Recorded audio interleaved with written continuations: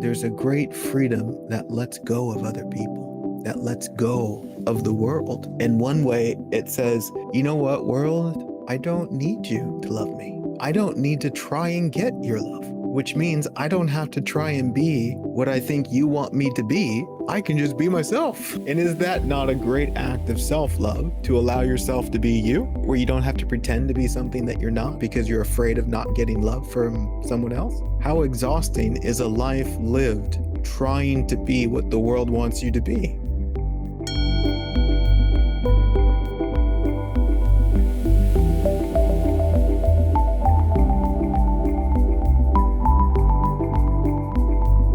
My goodness, let's do it.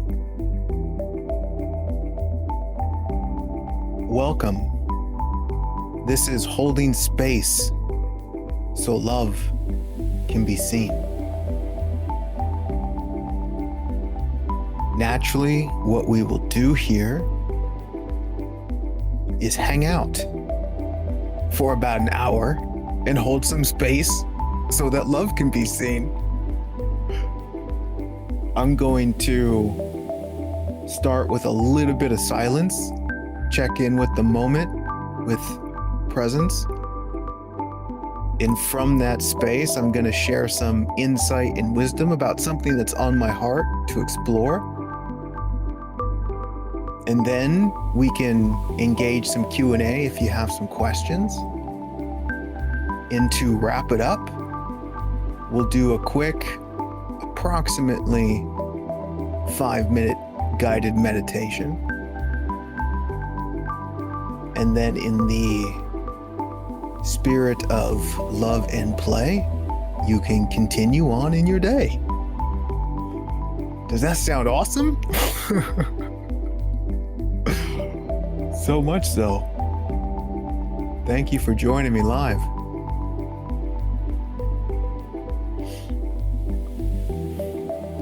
Let's just make contact with the moment.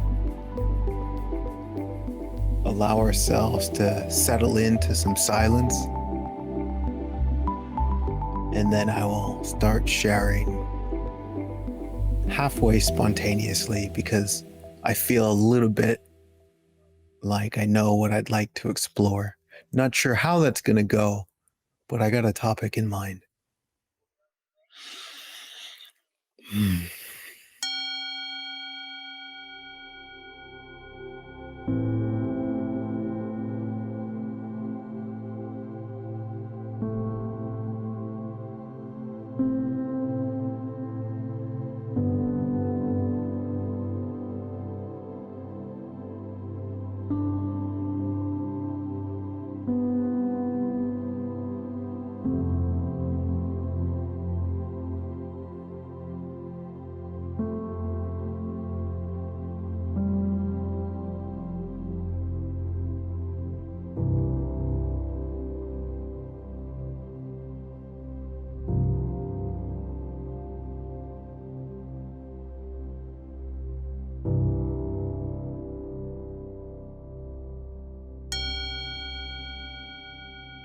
You know, quite honestly, this part, or the past 60 seconds, the silence, it might be safe to say it's my favorite part. Just to allow myself to be totally okay with not saying anything releases every ounce of expectation about having to say something, and just letting the silence be the silence, the stillness be the stillness, letting life be life as it is.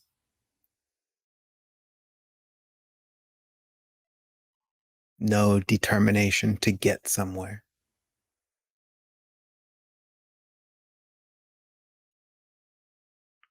Because it's from that emptiness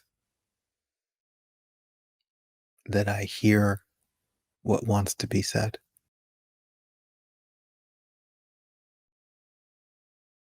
The topic on my heart for today that fits well with holding space so love can be seen is to explore the nature of love and also looking at our human fantasy of love. And naturally, even traditionally, as you explore the fantasy of love, you recognize that the fantasy is not reality. And in being able to see that, oh, this is my imagination. And in many ways, it doesn't reflect anything that is real or can be real. But this doesn't mean that it's empty of value or that it cannot be enjoyed. So I hope to speak a little bit about this so we might connect with a more sincere understanding about what love really is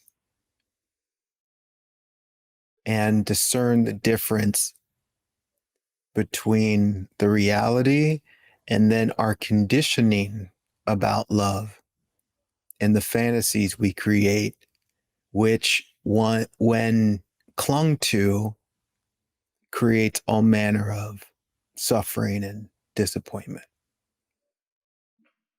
And naturally, as a playful disclaimer, I'm using silly words. I'm not seriously trying to define anything by running my mouth. This is a playful exercise of poetic expression that is simply a joy for me to explore the different ways I can attempt to articulate something that cannot be articulated, which leaves me open to this expansive landscape of colors and flavors to paint with. Knowing ultimately that my painting of the sunset is not the sunset. The reality of the sunset is so much more magnificent than my painting, but it's still fun to paint. And if there's a deep resonance in you, then you can enjoy my painting while also knowing that it's not really the sunset. It's a painting that we can both find to be beautiful.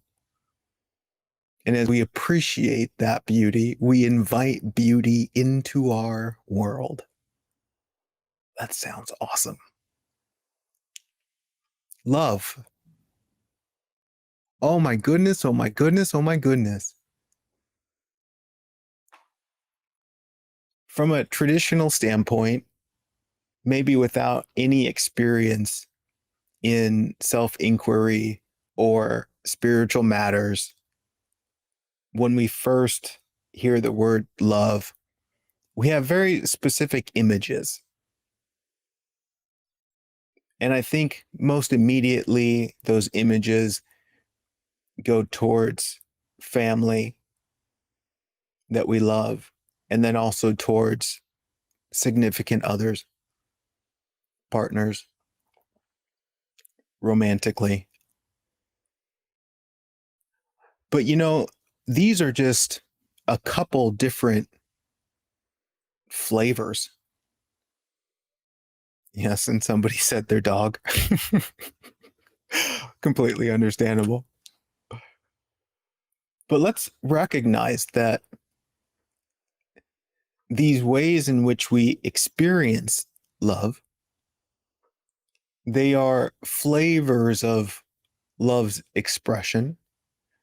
are ways that love can be experienced. But in no way does that mean that that's the only way that love is experienced or expressed. Love exists in such a dynamic, fluid, and alive sort of way. It's so vast, so everywhere, that to put a word on it can only restrict its magnitude. And so, once again, in the playful attempt to speak to it, there is no defining it. Maybe playfully, in speaking to it, it allows us to release our limitations about what it is, making room for it to grow and expand. And we realize, oh, wow, love is there, and it's there, and it's there. It's in so many places that I didn't realize.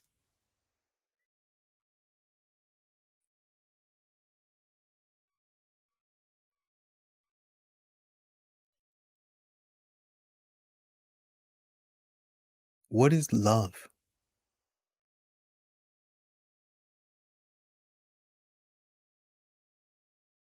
I love how that question, at least for me, invites a stillness, and maybe a stillness that is beyond merely thinking about love, but an invitation to investigate a deep sincerity that looks at the entirety of my human experience. What is love?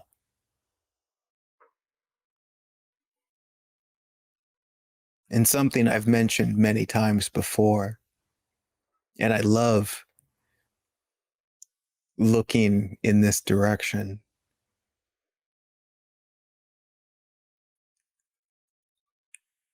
What I see is that love is interwoven into the entirety of the human experience. And beyond what the human can comprehend, I'd suggest love is interwoven into the fabric of everything. If we look at our human experience and we investigate what we enjoy, in that enjoyment, you'll find some flavor. You'll find some flavor of love.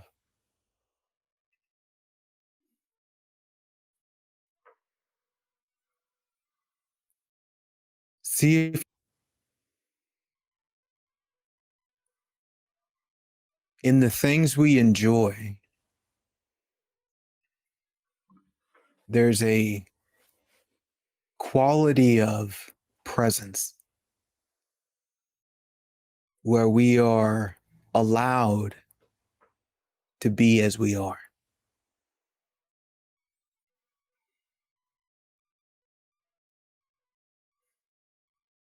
The beauty that we experience is almost like a beauty that embraces what is seen.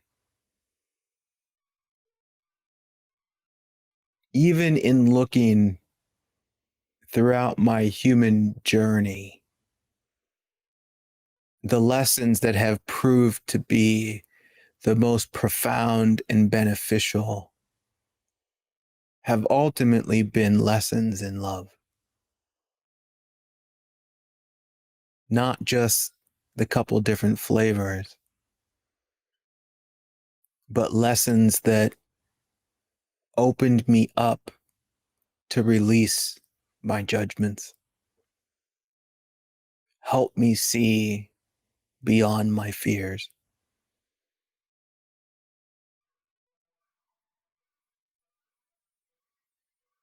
invited me to embrace more of life. And in everything I searched for, everything I anxiously wanted, if I unravel all the stories wrapped around them, what I was looking to connect with was some quality of love.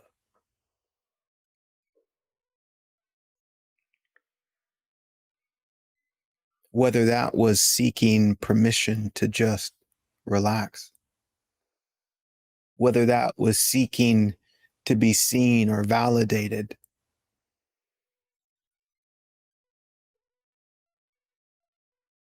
or even if that was searching for someone to share my life with, what was I looking to connect with? Love. What's hilarious is this could almost go as missed when we focus on all the stories. Like I could say, oh, I'm searching for $1 billion. And I can think that that's what it is, right? The story of $1 billion. And then I ask, but why? Because I want to relax right now and know that all is well. Oh, so you're really seeking an internal experience. What is that internal experience?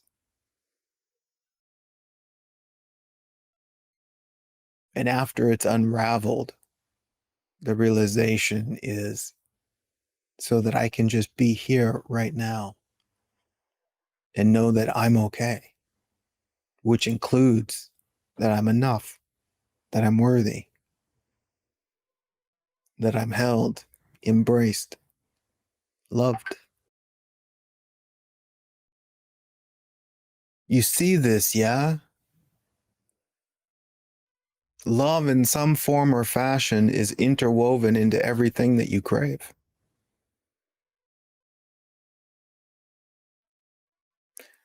Likewise, equally important, love is interwoven into everything you're afraid of.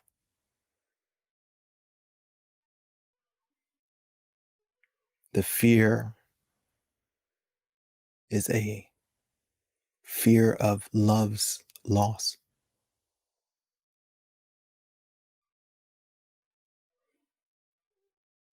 A fear that love might not be there.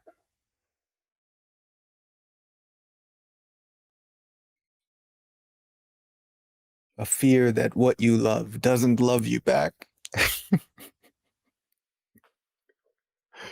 And again, we can tell stories about what we're afraid of. But what is it underneath that story?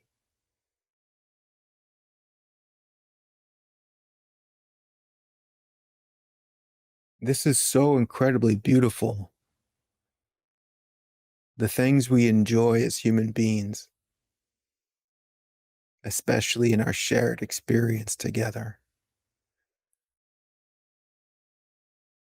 are reflective, are evidence of love's existence.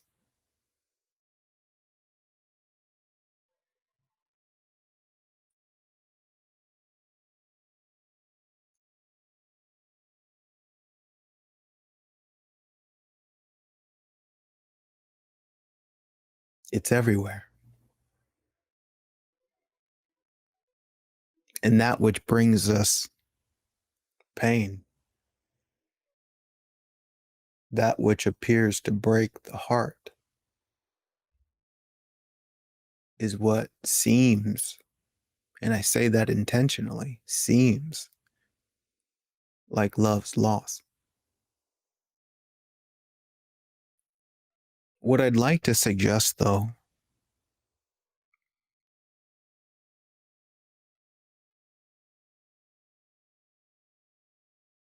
in a very direct way, the love that is real cannot be lost, because the love that is real is everywhere.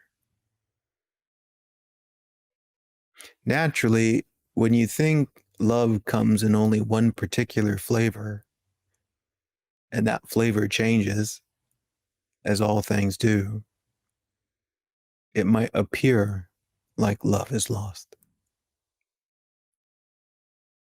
But that's only clinging to a particular flavor, assuming that that's what love is, rather than recognizing that was just love's current season. Appearing this way for a while and then appearing that way for a while. Changing, expanding, exploring all the different spaces in life.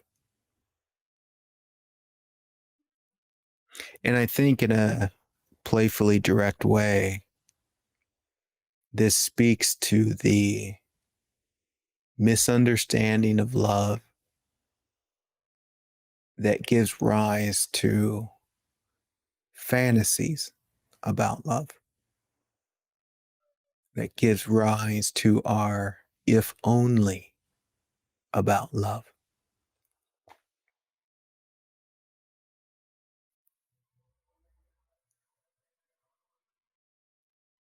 What is a fantasy of love?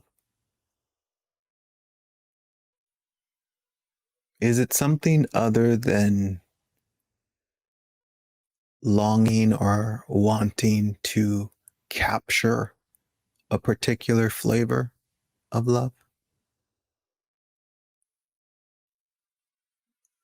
Maybe it doesn't have to go that far, because sure, as a fantasy, we can paint a beautiful picture of a particular flavor or quality of love, which can be a beautiful thing. But there is a disaster that awaits when you feel like that fantasy is the solution to what might appear to be a lack of love right now.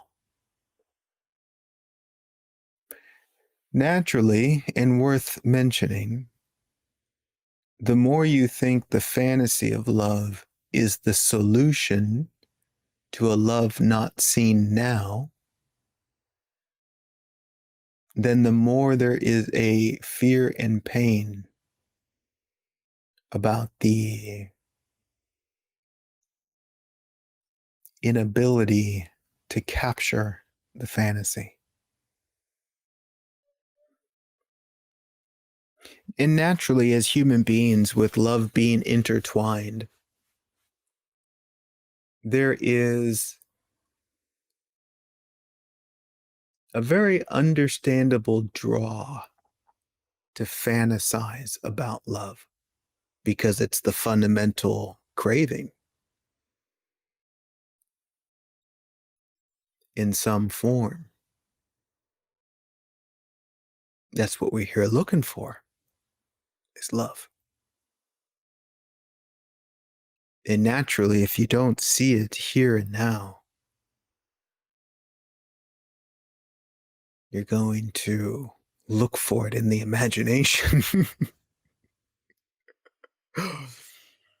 And naturally, in the imagination, it's going to be imagined in past or future, because it's not looking here and now.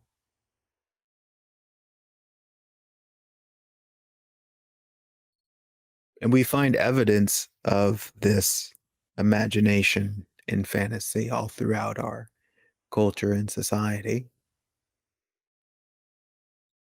And I feel, in a little bit of a way, there's a playful, unintentional, brainwashing about what love is.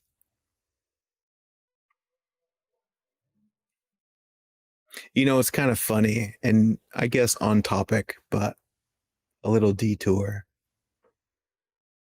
It's like now in hear me here gently and playfully. When a movie studio makes a movie, they want to make money. And the way that a movie studio makes money is you make a movie that people will want to pay to see. And so it's like, okay, well, what are people looking for? Love. Okay. Let's see if we can tell an awesome story about love that gives them a semblance of hope in love. And so they tell a fantastic story. And as you observe this movie, it presses all the right buttons. They're stories of wholeness. They're stories of being accepted.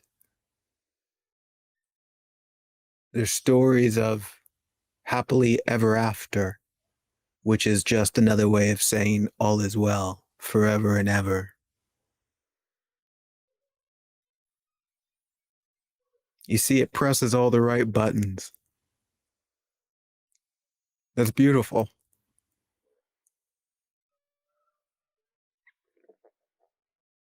But what is it pointing to?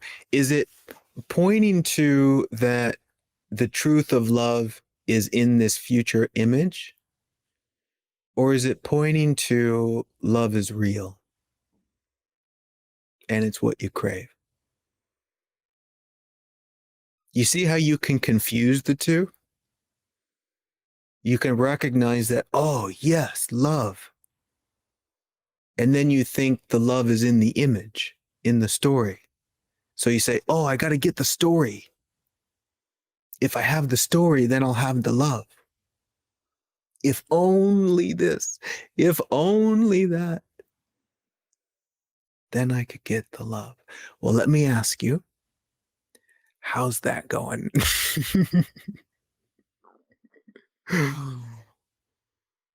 We all already know the answer. We chase the image and we appear to capture it, maybe. And we say, what the hell? Where's the love?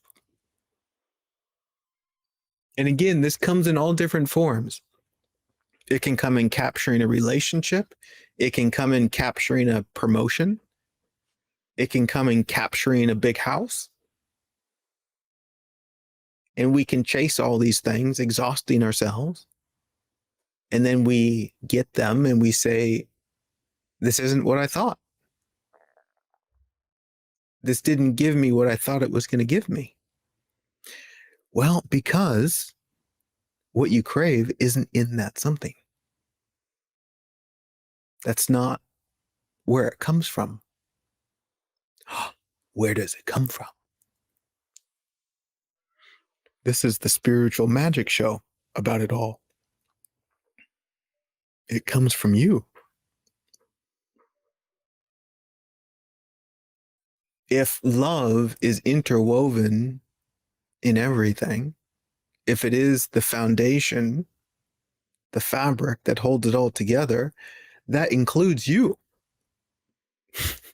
Right? It's like if love is interwoven into everything, that's not everything and not you. It's saying that what you are is love, which is also like saying what you are is the wholeness, is the completion, is that which is already done, is what you're looking for.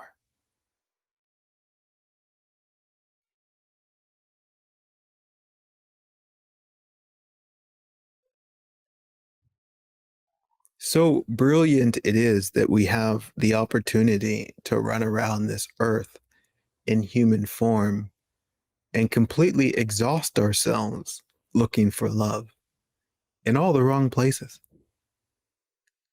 That's really quite beautiful. We can say it's not there and it's not there and it's not there. I definitely looked over here 5 or 6 times and it's not there. We say, my goodness, where is it? And then you get still. And maybe something inside says, oh my God.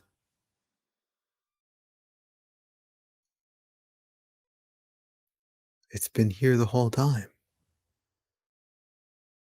This love I've been looking for has already been inside of me, waiting to be seen from behind my eyes.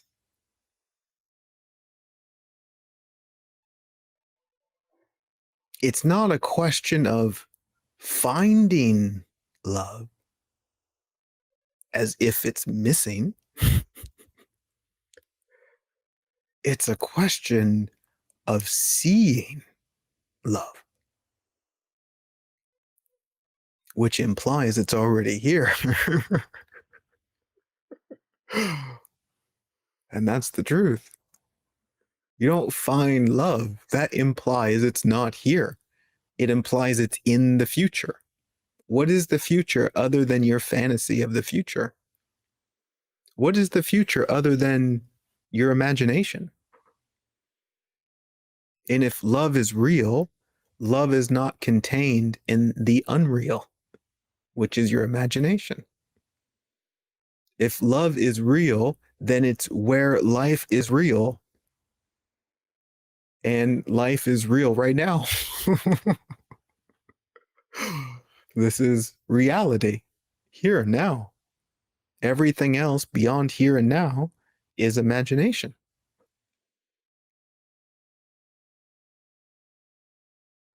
And to really see this, and granted, I understand it could be difficult to see,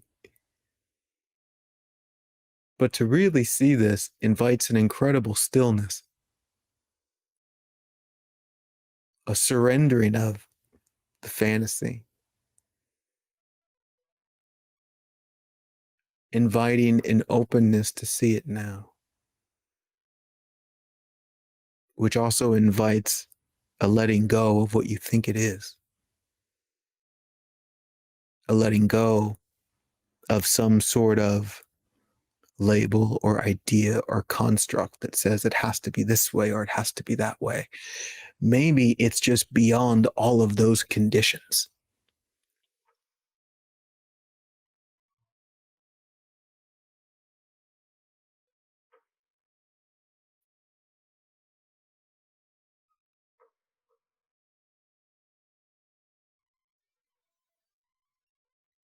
You know what's beautiful about love?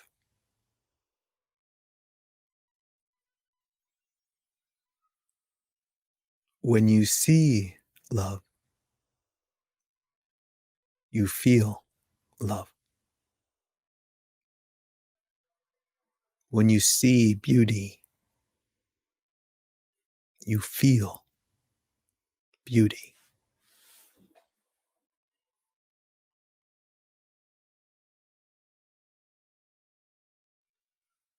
That's extraordinary because it shows you that the love you see is the love you are. You're not feeling something out there. You're feeling what is within.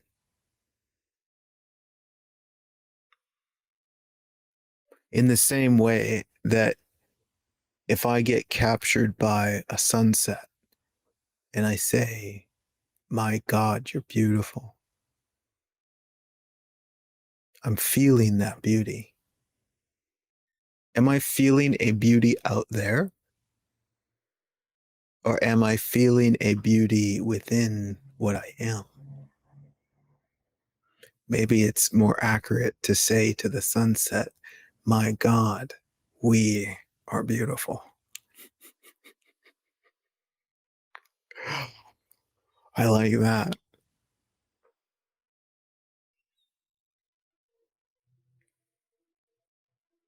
And just as easily, one can be standing, observing the sunset, and be so lost in the mind's noise and chaos that they don't see the beauty at all. Of course, there's no presence. There's no stillness of heart and mind. There's just a determination to get away from yesterday's imagination and fearful future projections, all of which makes the present moment seem dangerous. I can't just be. But when we surrender all that noise and just come home to reality,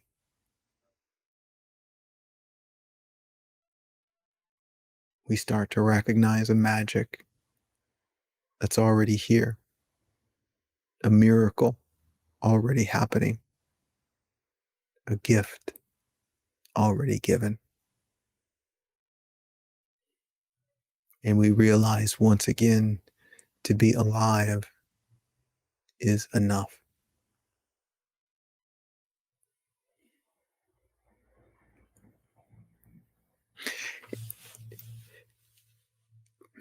My goodness,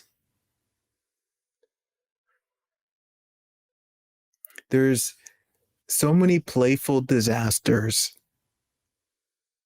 understandable disasters and confusions. I'm not suggesting that these misunderstandings and confusions shouldn't be there.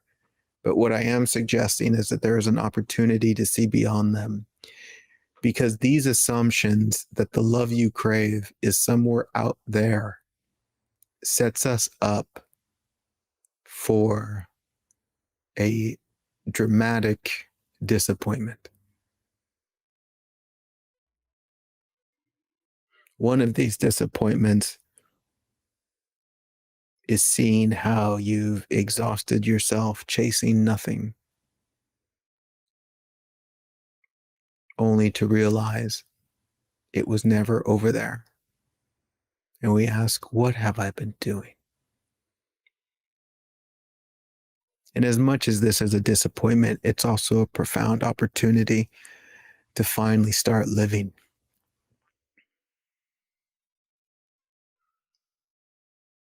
And to stop blaming other people in the world for withholding the one thing you crave because they don't have it. Isn't that interesting? And maybe you got to dig into that a little bit, but that's what we do as human beings is we blame other people for not giving us the love that we crave as if they could actually give it to you, as if the love was outside of you.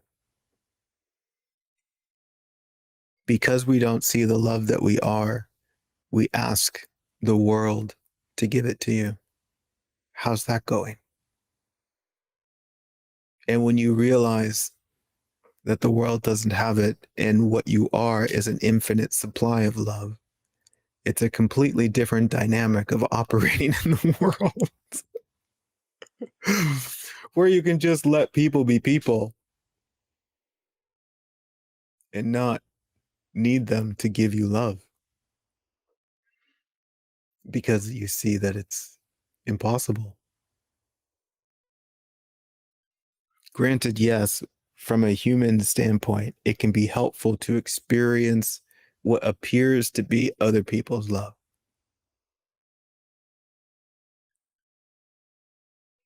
But that's also what's an appropriate way to say this? A limited form of nutrition. You can't sustain on that. And if you try to, you'll just become dependent and never satisfied. and always afraid that it might not be there. Do we notice this? Right? Like, this is the comedy about clinging to a fantasy about love. Now, hear me here, and I'll speak a little bit slowly. So, there's a fantasy of love that says, if only this other person loved me, then I could relax, then I would be whole, then I would be complete. Okay, let's just imagine that that's the fantasy. Now, let's say you encounter a moment where it looks like you got that. It looks like this other person loves you, and you go, oh, I got it. All is well. How long does it take before you start being afraid that they might not love you tomorrow?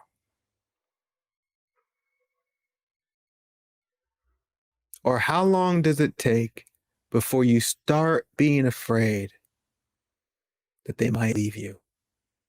They might not stick around. So now this thing that you think you captured, within a matter of moments, you're afraid of losing. And in your fear of losing it, how much can you actually enjoy it? Not much. Because you're too busy trying to make sure you don't lose it.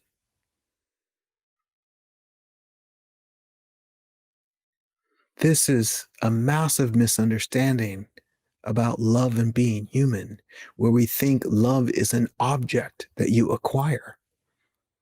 And then we turn other people into objects and accessories to help us hide from the lack of love that we extend to ourselves.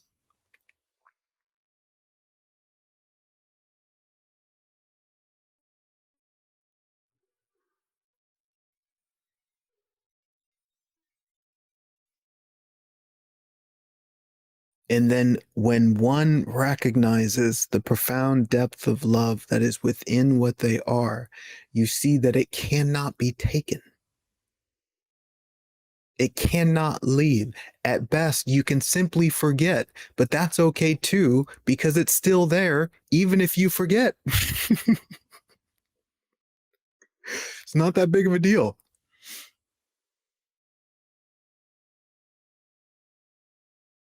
No one can take it. It can't be lost. The love is with you forever. And in recognizing that, there's a great freedom that lets go of other people, that lets go of the world. And one way it says, you know what, world? I don't need you to love me. I don't need to try and get your love, which means I don't have to try and be what I think you want me to be. I can just be myself. How about that? And is that not a great act of self love to allow yourself to be you? Right? Where you don't have to pretend to be something that you're not because you're afraid of not getting love from someone else? How exhausting is a life lived trying to be what the world wants you to be? It's exhausting. I know. I've tried. Drove me absolutely bonkers. And I was like, wait, this isn't working. Is this not what we crave ultimately in some way? I wish I could just be myself.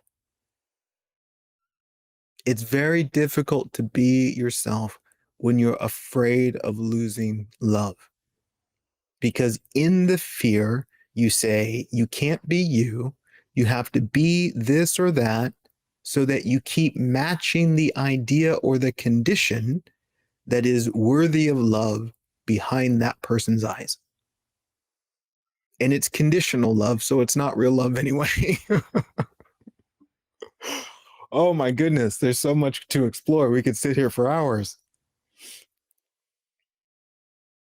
All right. I've been running my mouth for a little while now, and there is supposed to be a time for questions. Luis says, what's your take on the love for the planet? That's interesting.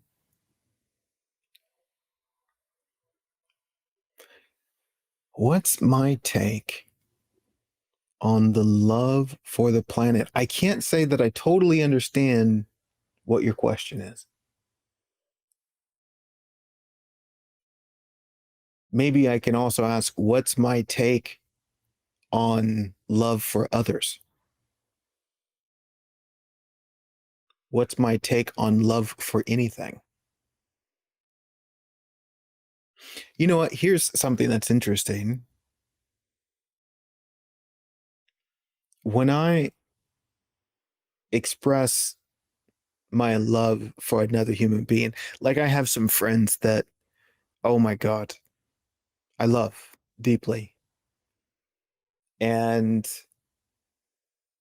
when I say that I love you,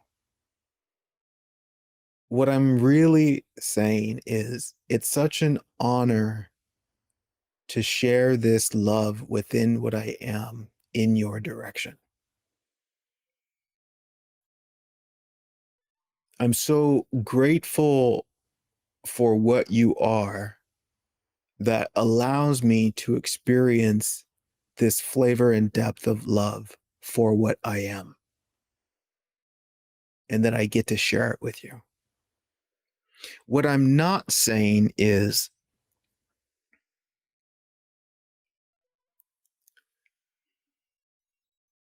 I love you as you are, please don't change.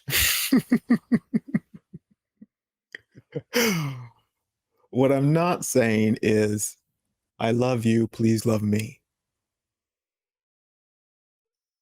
The love isn't personal in that way.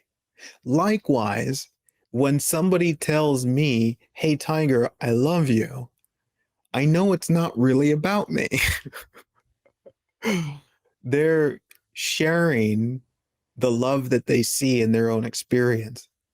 And this also speaks to another profound misunderstanding in us humans is we want love to be personal, which is also saying we want it to be conditional. And it's not. And that's a real bummer when we're stuck in that confusion with wanting love to be personal, because it's not about who you think you are. It's about the whole thing. Love is about everything. It's about all shared equally. Yes, we can experience different flavors that come and go in our shared human experiences,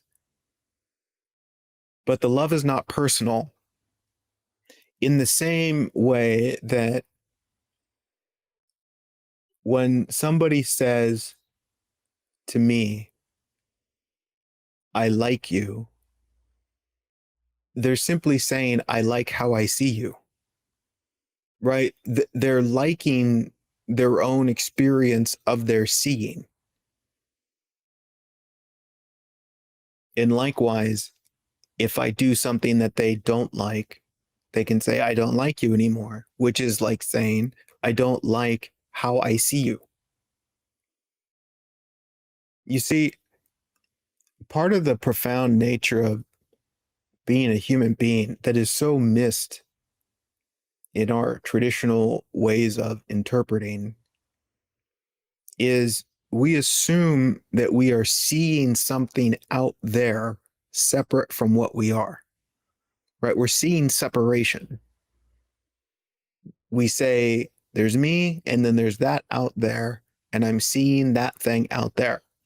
Actually, I would suggest you're not seeing that thing out there.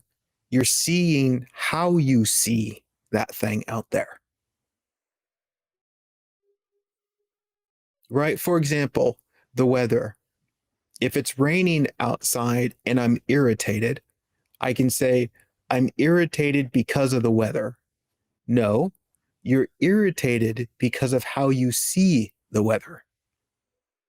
The weather does not have the power to irritate you, right? Because your emotional response isn't responding to what's happening, it's responding to how you're seeing. There's nothing out there that has the power to give you an emotional response. That is only in response to how you perceive. And so if I'm irritated by the weather and I think it's the weather, I say, whoops, sorry about that weather. I just blamed you for my own story. You can't give me that story. And here's the thing, in the confusion, in actually believing that, then I withhold love from the weather. Right? Oh my God, this opens up a whole nother conversation about all the lack of love that we experience. Right? It's like if you blame the weather, there's a lack of love that says, whether you're irritating me, I don't like you, I'm going to withhold love from you. Right? Because I'm disturbed. But when I see that I'm disturbed because of how I see the weather, I now see that the weather is innocent. The weather didn't disturb me. And I say, oh my goodness, I'm sorry, weather. It's not you. You're free to be the weather. In fact, it's important that the weather is the weather so that life can be life. And if I'm disturbed, I'm the one that's confused. there's a brilliant and inherent freedom in that. In recognizing that as I walk through this life, what is out there cannot disturb me. And if it appears so, it's an opportunity for me to clarify how I see. And as it's clarified, then more love is seen. And this is the nature of seeing what's true. As you see more of what's true, which is more of what's real, there is a natural and automatic byproduct of love's expansion. You see more love. This is why, as far as I'm concerned, this discovery is the most important thing. To clarify seeing, to heal perception, to see what's true. And in doing so, you'll recognize that what you crave is an abundant supply waiting to be seen from behind your eyes. Oh my goodness.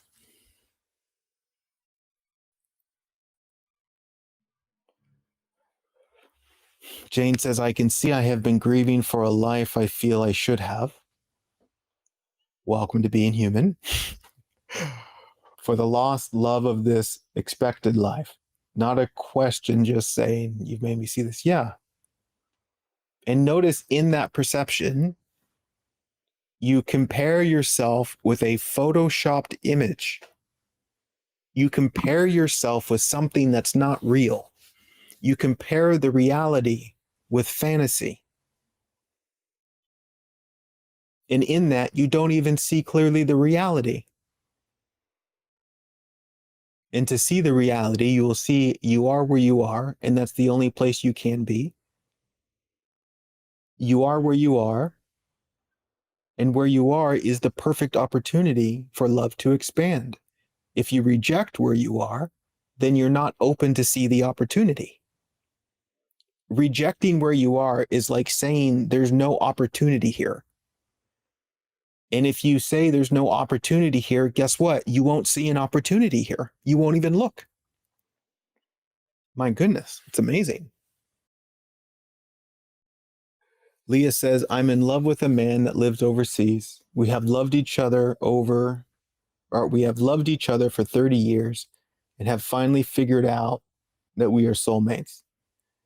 Our current circumstances preclude us from being together. How do I navigate these turbulent times? Let me say something super playfully, and I'm not talking to you, I'm talking to me. Whenever I think I've figured something out, I eventually find out that I didn't. And so I invite a caution in assuming that I figured something out as it relates to what something is or is not, especially if what I figured out implies it will be that way in the future, right? Like I figured out the future. Good luck with that. I've I have figured out what it seems like right now, and that could change. And I don't know beyond this moment. And what I seem to have figured out now doesn't say anything about 2 days from now because I might die tomorrow. Again, it speaks to the fantasy. If there's anything figured out that reaches into the future, it's fantasy. And not wrong, not bad, but discern the difference. And this is also what makes it turbulent, I would assume. Turbulent because it's inherently unknown. And if you want that which is unknown to be known, it's like swimming upstream. It's fighting the unknown rather than just letting it be unknown and realizing you're whole and complete without the future being this way or that way. And like for me, if I was in that circumstance, and again, not to say one should see how I see, but for me, it would just be cool that, okay, this is what it seems like. That's cool. What does that mean about tomorrow? I don't know. Let's find out. And then in that, there's no anxiety that I need it to be this way. I want it to be this way. It should be this way. It should be that way. There's none of that because I don't know. And so let's just let it be what it is. And if we clearly enjoy each other now, then let's enjoy each other now. And I can release you from any future obligation that determines that I know how you should live your life, or I know how you should or shouldn't be in a way that makes me be able to hide behind this fantasy. And we do that. We do that with relationship, right? We we playfully, and again, we're not judging ourselves. We're just looking at how adorably insane we are as humans. But we put other people in our fantasy for the future, and then we say, okay, you are now in my fantasy, so don't fuck it up. Right? Because this fantasy is my image of wholeness. And if I can get to that fantasy, then it means I will be whole and complete. Right? So now you're a part of that. And this is important, right? My wholeness and worth and my value is all wrapped up in this fantasy.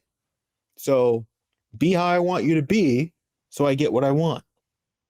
And this all stems from the assumption that I'm not whole and complete now, which is saying I simply don't see myself. I don't see what's real and true now.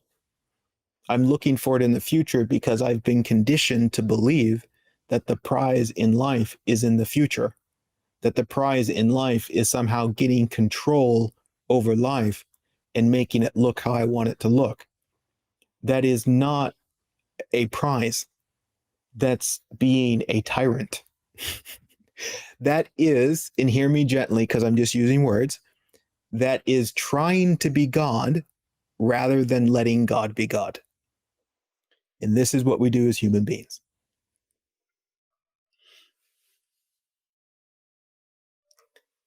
Rachel asks me, what are your thoughts on divorce in marriage. Don't have much thoughts about that. Not at all, especially as it pertains to what other people do with their life. I have zero interest in being an authority in other people's lives and telling them what they should or shouldn't do in their exploration.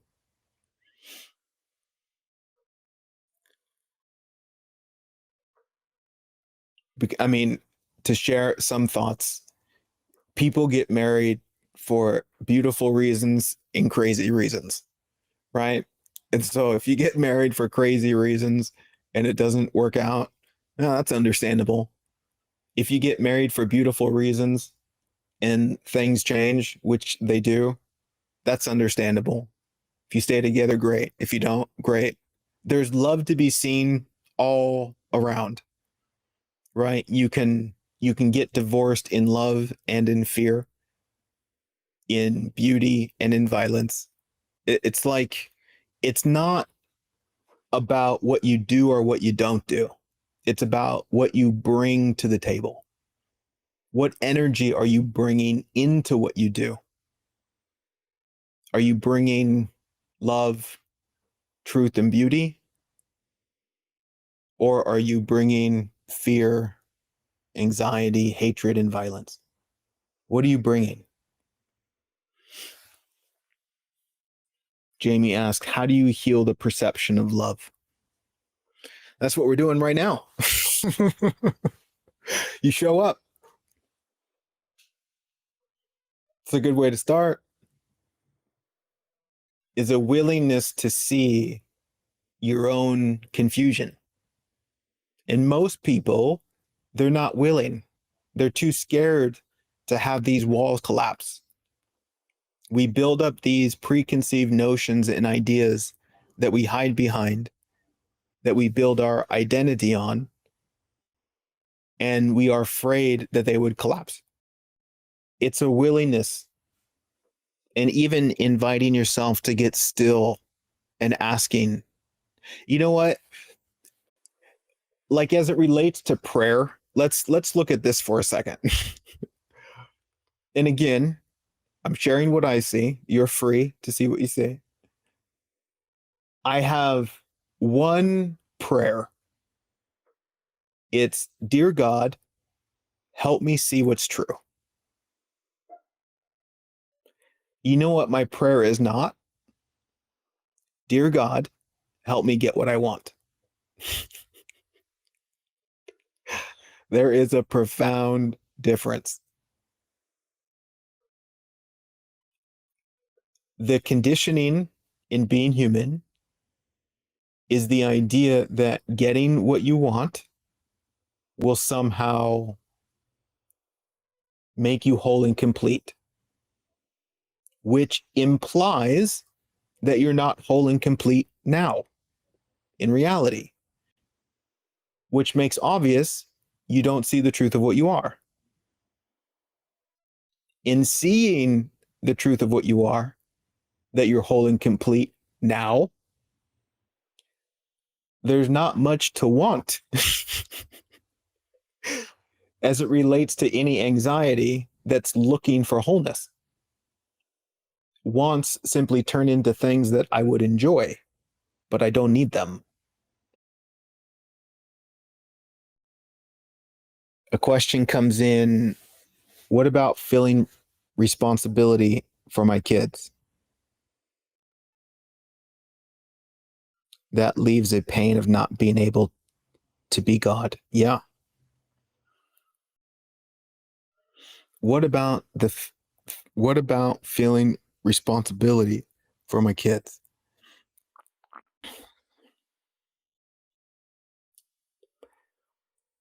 Let me start by saying this, and it's something that I say a lot without creating expectations or shoulds and should nots, but as a matter of principle from what I see in my own human experience. If I am experiencing emotional disturbance, I am not seeing things clearly.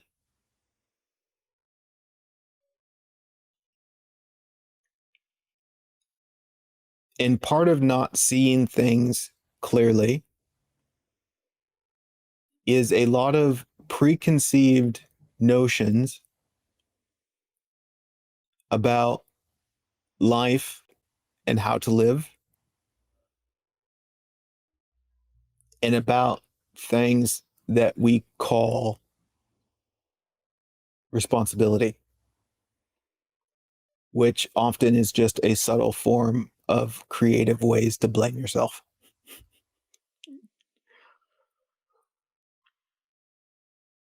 And then also there's the misunderstanding of what is mine and what I am simply holding space for. Because when something is believed or defined as mine, it gives birth to a lot of fears and misunderstandings, as opposed to holding space for, which allows that something you're holding space for to have their own experience. And so, as it relates to this question,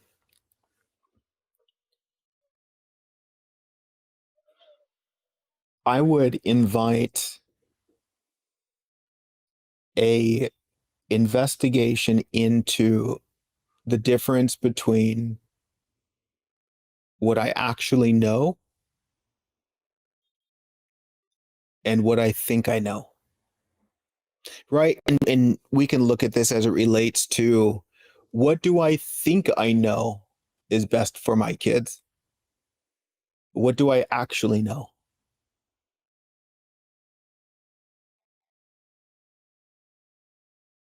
And what you will find is there is a lot of confusing the two, where I think that what I think I know is what I really know. And so I hold on to what I think I know as some empirical truth, rather than releasing what I think I know and returning to a place of openness that says, I don't really know. I don't know what's best. I don't know what you should or shouldn't do. All I really know is that I love you. There's a beauty of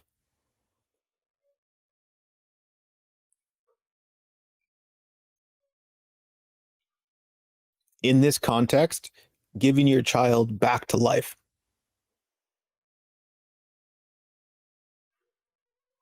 Maybe in some ways recognizing that it's not yours, or they are not yours, but rather they're here to have their experience. And your role is one of holding space to offer support and guidance, but only to the degree of deep sincerity about what you know and what you don't know. I think you'll find a great, great relief in that. And then also, it can become much more playful than serious, potentially.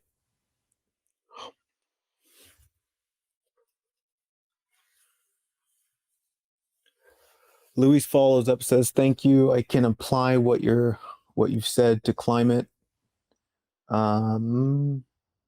Yeah, thinking that it should be a certain way is fantasy, preventing me from seeing and enjoying what's here now. Exactly.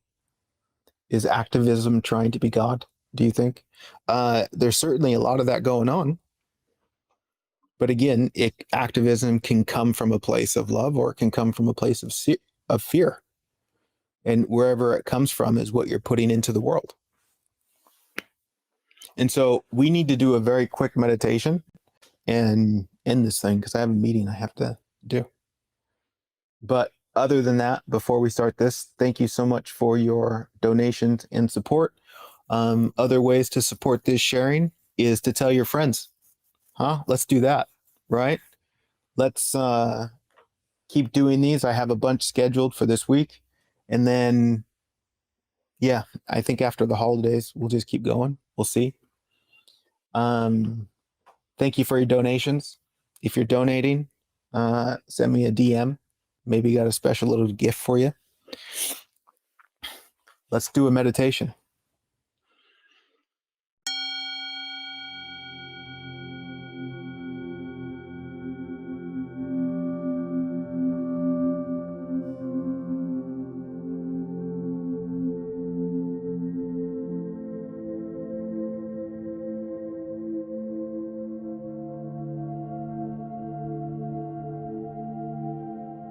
Here we are, right now.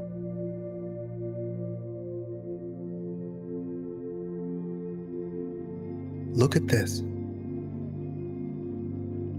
Here. Now.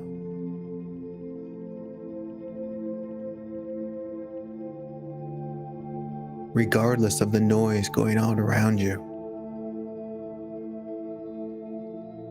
Regardless of the thoughts that come and go.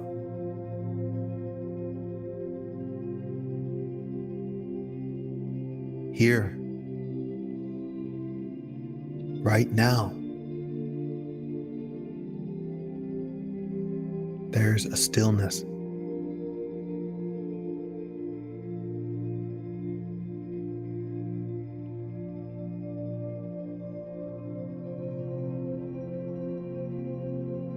There is a presence that beats your heart.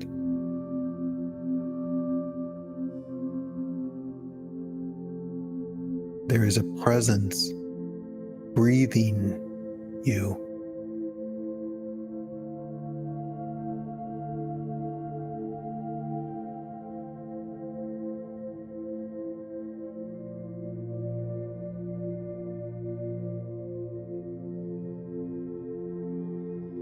In this moment, right now,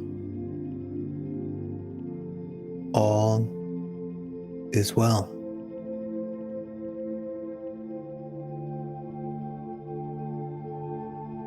Come back to that wellness.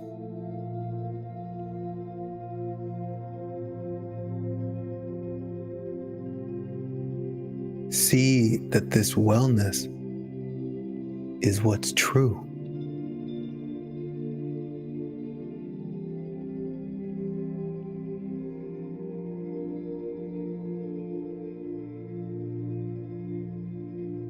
Let this wellness breathe through you.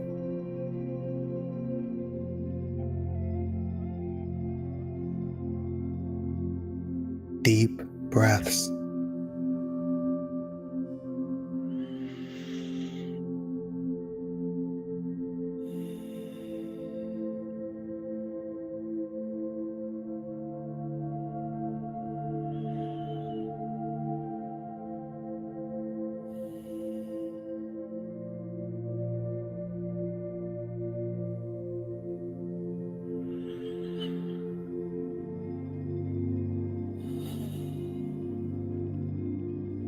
You are here now.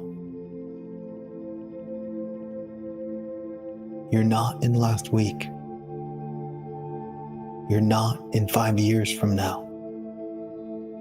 You're here now. Let's honor the life we've been given,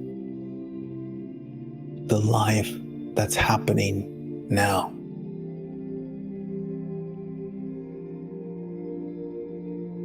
Let's celebrate the gift we've been given, which is the aliveness of here now.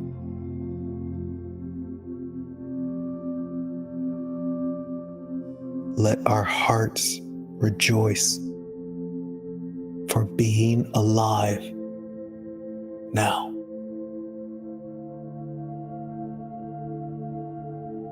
Thank you for joining me on this brief meditative journey. Cheers.